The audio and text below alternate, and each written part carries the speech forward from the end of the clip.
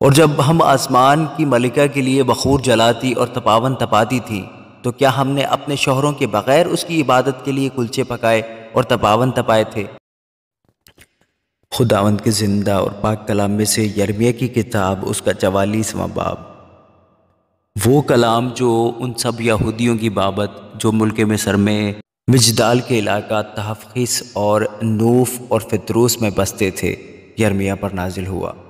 کہ رب الافواج اسرائیل کا خدا یوں فرماتا ہے کہ تم نے وہ تمام مصیبت جو میں یروشلم پر اور یہودا کے سب شہروں پر لایا ہوں دیکھی، اور دیکھو اب وہ ویران اور غیر آباد ہیں، اس شرارت کے سبب سے جو انہوں نے مجھے غضبناک کرنے کو کی، کیونکہ وہ غیر معبودوں کے آگے بخور جلانے کو گئے اور ان کی عبادت کی جن کو نہ وہ جانتے تھے نہ تم نہ تمہارے باپ دادا۔ اور میں نے اپنے تمام خدمت گزار نبیوں کو تمہارے پاس بھیجا، ان کو یوں کہہ کر بھیجا کہ تم یہ نفرتی کام جس سے میں نفرت رکھتا ہوں نہ کرو، پر انہوں نے نہ سنا نہ کان لگایا کہ اپنی برائی سے باز آئیں اور غیر معبودوں کے آگے بخور نہ چلائیں۔ اس لیے میرا قہر و غضب نازل ہوا اور یہودا کے شہروں اور یروشلم کے بازاروں پر بھڑکا، اور وہ خراب اور ویران ہوئے جیسے اب ہیں۔ اور اب خداوند رب الفاج اسرائیل کا خدا یوں فرماتا ہے کہ تم کیوں اپنی جانوں سے ایسی بڑی بدی کرتے ہو کہ یہودا میں سے مرد و زن اور طفل و شیر خوار کاٹ ڈالے جائیں اور تمہارا کوئی باقی نہ رہے، کہ تم ملک مصر میں جہاں تم بسنے کو گئے ہو اپنے اعمال سے اور غیر معبودوں کے آگے بخور جلا کر مجھ کو غضبناک کرتے ہو کہ نیست کیے جاؤ اور روئے زمین کی سب قوموں کے درمیان لعنت و ملامت کا باعث بنو۔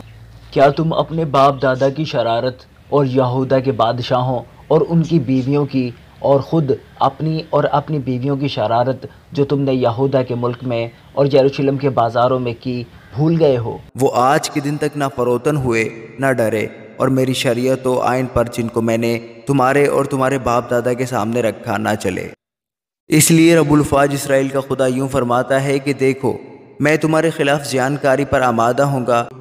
تاکہ تمام یہودا کو نیست کروں، اور میں یہودا کے باقی لوگوں کو جنہوں نے ملک مصر کا رخ کیا ہے کہ وہاں جا کر بسیں پکڑوں گا، اور وہ ملک مصر ہی میں نابود ہوں گے۔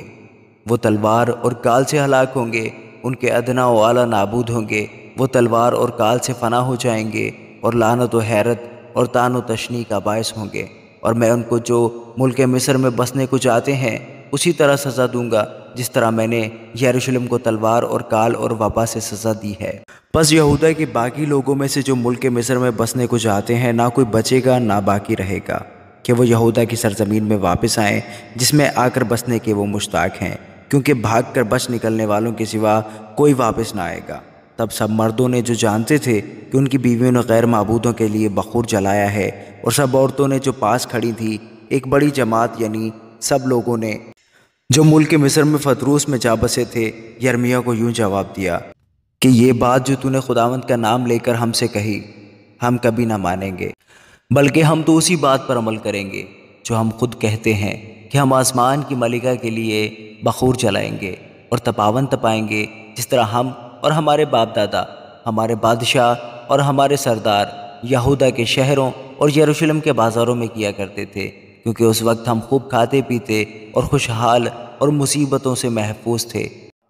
پر جب سے ہم نے آسمان کی ملکہ کے لیے بخور جلانا اور تپاون تپانا چھوڑ دیا، تب سے ہم ہر چیز کے محتاج ہیں اور تلوار اور کال سے فنا ہو رہے ہیں۔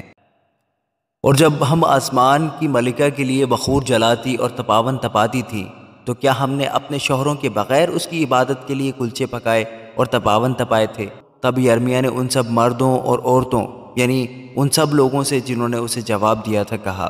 کیا وہ بخور جو تم نے اور تمہارے باپ دادا اور تمہارے بادشاہوں اور عمران ریت کے ساتھ یہودا کے شہروں اور یروشلم کے بازاروں میں جلایا خداوند کو یاد نہیں؟ کیا وہ اس کے خیال میں نہیں آیا؟